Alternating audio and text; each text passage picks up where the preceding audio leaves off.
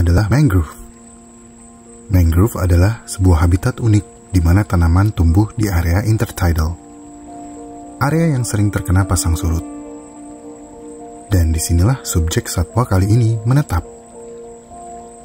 Perkenalkan, ini adalah Yana Suryana, tapi dia maunya dipanggil Yan.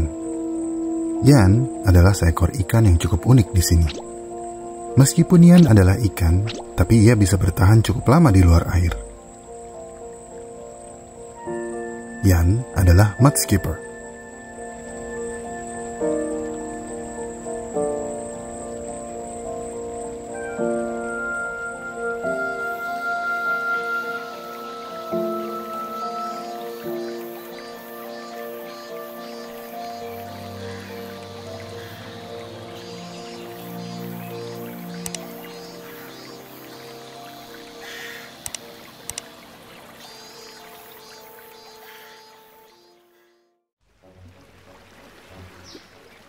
Oke, sebentar ya Yan. Saya ingin menjelaskan sedikit tentang mangrove. Banyak yang menyamakan antara mangrove dengan hutan bakau.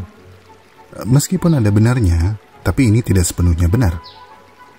Seperti yang sudah saya bilang, mangrove adalah ekosistem peralihan antara darat dan laut, ataupun dengan perairan sekitar muara sungai.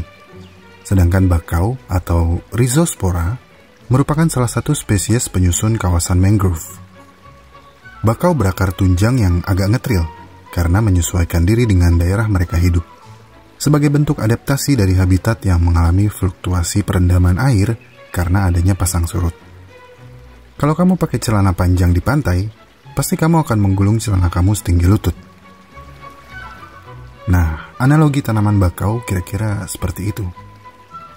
Tidak semua mangrove adalah hutan bakau, tapi kebanyakan hutan bakau berada di mangrove. Oke, kayaknya Yan udah bete karena nunggu lama. Tadi saya bilang bahwa Yan adalah mudskipper. Mudskipper adalah ikan amfibi yang dapat tumbuh hingga 30 cm. Ada sekitar 32 spesies mudskipper. Di Indonesia, kita menyebut Yan dengan nama tembakul, tambakul, timpakul, tempakul, glodok, blodok, blodog atau blodog, gabus laut, dan luncat. Lucu-lucu ya namanya. Kayak nama menteri. Udahlah. Dari depan, Yan seperti terlihat sedang marah. Namun meskipun demikian, Yan adalah ikan yang sangat istimewa. Tembakul adalah ikan yang menghabiskan sebagian besar waktunya hidup di luar air. Dan dengan wajah seperti itu, sepertinya mereka ingin pamer kepada ikan lain akan kemampuan spesial ini. Karena seperti yang sudah kita tahu, kebanyakan ikan, jika dikeluarkan dari air, akan menjadi murung, sedikit mengecewakan, dan kurang menghibur. Dengan kata lain, mati. Tapi Yan tidak mati, karena Yan dapat menghirup udara. Tembakul menyerap oksigen melalui kulit basah mereka, dan memiliki kantung di bawah kulit di dekat insang yang berfungsi seperti paru-paru, mengirimkan oksigen dari kulit ke darah. Meskipun memiliki kemampuan khusus ini, mereka masih kesulitan berjalan di darat. Pasti, karena jika rancangan dasar tubuh kamu diciptakan untuk mengapung di air, gravitasi akan menjadi sedikit menyebalkan.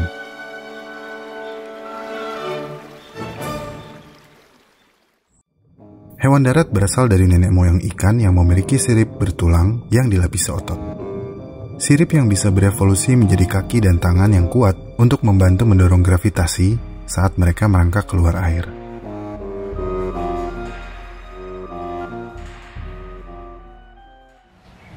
Tapi mudskipper berasal dari garis evolusi ikan yang berbeda, yaitu ikan dengan sirip berselaput yang lebih tipis. Garis evolusi yang sama seperti ikan mas koki yang gemulai. Bukannya mau berkomentar buruk tentang ikan mas koki, tapi ikan mas koki adalah ikan yang berada di atas garis tipis antara buruk rupa dan cantik. Ikan yang sering dimodifikasi secara genetik untuk memuaskan hasrat manusia akan keindahan. Mereka mungkin terlihat indah di mata manusia, tapi mungkin sebaliknya di mata keluarganya. Mungkin. Tapi penjelajah lumpur ini seakan tidak peduli dari garis evolusi mana dia berasal. Tembakul akan menggunakan semua yang telah diberikan dengan sedikit modifikasi. Sirip pelvis atau sirip di bagian perutnya menyatu membentuk semacam mangkuk penghisap. Ini memungkinkan mereka untuk menempel di sebuah permukaan, bahkan memanjat bebatuan atau akar pohon. Untuk jalan-jalan santai di pantai, tembakul melakukan gerakan yang disebut crutch atau kruk dalam bahasa Indonesia. Crutch atau kruk adalah alat bantu berjalan. Tembakul menggunakan sirip pektoral atau sirip dadanya untuk menarik tubuhnya. Tapi jika medan menjadi semakin sulit, atau ketika mereka ingin cepat sampai ke satu tujuan, mereka akan menggunakan ekornya. Ekornya akan melekuk dan membantu mendorong tubuh ke depan, sehingga mereka bisa bergerak dengan cepat.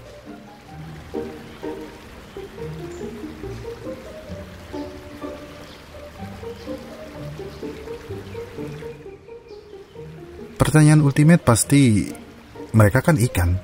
Kenapa mereka lebih nyaman di darat ketimbang di air? Pertanyaan ini masih belum dapat terjawab hingga sekarang. Para peneliti hanya bisa berspekulasi dan menempatkan mereka dalam famili Gobiidae. Keputusan sementara adalah, tembakul bukanlah ikan yang berevolusi membentuk kaki, ataupun amfibi yang berevolusi agar terlihat seperti ikan.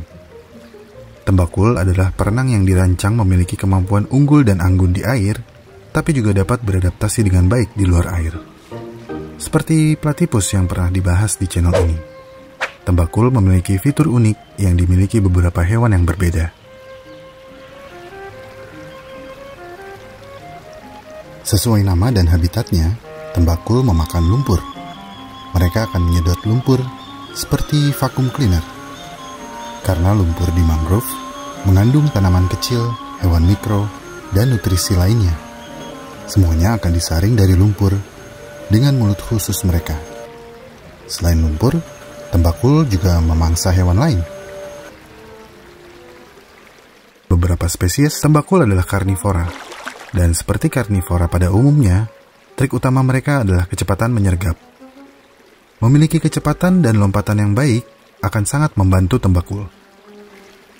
Tembakul umumnya memangsa cacing, krustasea kecil, dan serangga ketika mereka di darat. Tapi makan di darat akan menghadirkan tantangan bagi ikan ini.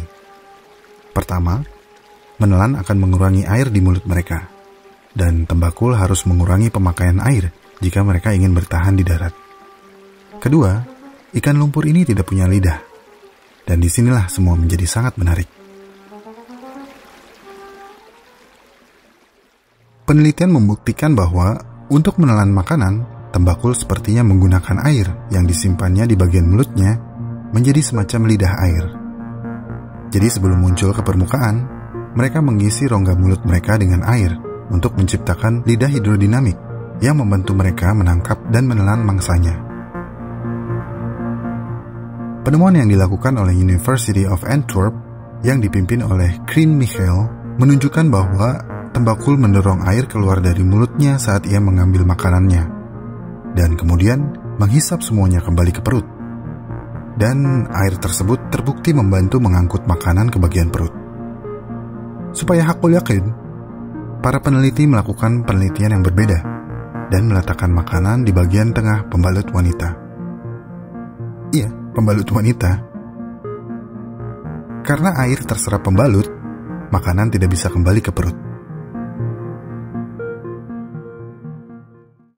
Dan tembakul yang tertipu akan cerita pengalaman ini di grup WhatsApp mereka tentang bagaimana rezim kejam baru saja memperlakukan mereka semena-mena. Tembakul sangat teritorial. Untuk memperingati penyusup, kadang-kadang dengan memamerkan sirip punggung sudah cukup. Tapi jika itu belum cukup, tembakul akan berteriak.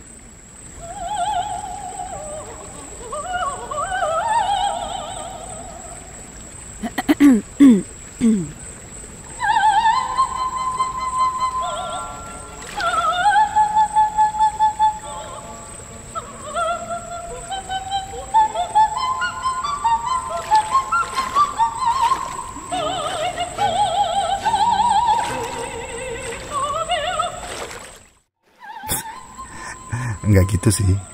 Mereka sebenarnya hanya memamerkan mulut besar mereka. Namun pada beberapa spesies, mereka memang berteriak.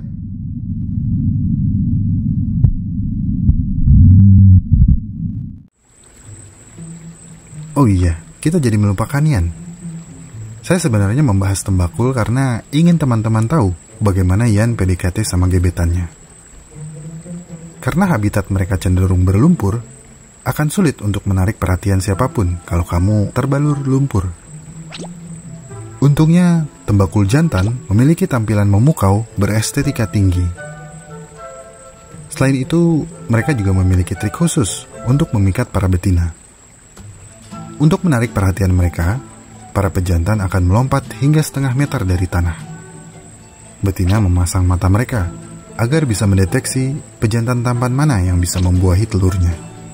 Dengan mata yang bertengger di atas kepala mereka, tembakul memiliki bidang penglihatan yang panoramik. Dan seperti manusia, mereka tidak bisa menggunakan mata ini dengan baik di dalam air. Di luar air, penglihatan ini akan sangat berguna. Dengan mata yang sensitif, lompatan sekecil apapun akan menarik perhatian wanita.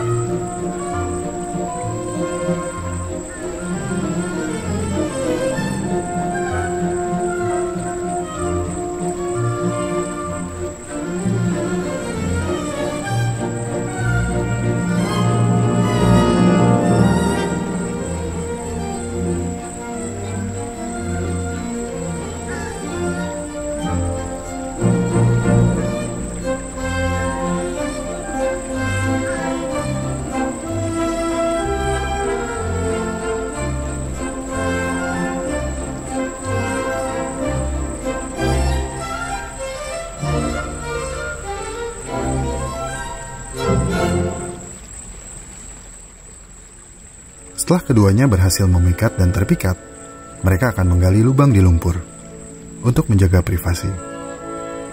Tembakul menggali lumpur menggunakan mulut besarnya. Pada beberapa spesies, lubang yang mereka gali cukup simpel, dengan satu ruang tidur utama dan satu kamar anak. Namun spesies lain ingin lubang mereka terlihat lebih canggih, dengan lorong-lorong yang dapat membingungkan tamu yang datang. Ketika tiba waktu untuk bertelur, jantan dan betina akan masuk ke dalam lubang. Telur mereka akan ditempatkan di ruang yang berisi kantung udara, karena di dalam lumpur, air di sekitarnya tidak mengandung cukup oksigen. Ketika waktunya menetas, jantan akan menelan udara dari ruang telur, sehingga telur-telur yang akan menetas terendam air. Akhirnya, bayi-bayi tembakul yang baru menetas akan berenang keluar dari lubang lumpur ke permukaan. Yan pun telah berhasil membentuk keluarga kecil sederhana. Tembakul adalah ikan monogamus, jadi kemungkinan ia akan setia di sisi pasangannya sampai akhir hayatnya. #relationship. Di seluruh bagian dunia, tembakul termasuk ke dalam golongan ikan lembut yang bisa dimakan seluruh tubuhnya, termasuk kepalanya. Dan mereka cukup diminati. Mereka dapat diolah menjadi berbagai macam kuliner, mulai dari dipanggang hingga sashimi. Untungnya, meski kerap dikonsumsi manusia dan hilangnya habitat mereka karena alih fungsi lahan, populasi tembakul cenderung stabil. Tapi seperti biasa, jika kita ceroboh, bukan tidak mungkin ikan amfibi yang anggun ini akan menghilang dari alam. Dari tembakul kita belajar tentang sikap hidup positif. Jika kamu terlahir dengan keterbatasan, bukan berarti kamu tidak bisa melakukan hal-hal yang menakjubkan, karena keterbatasan akan melahirkan kreativitas dan inovasi. Dan itulah yang tembakul lakukan.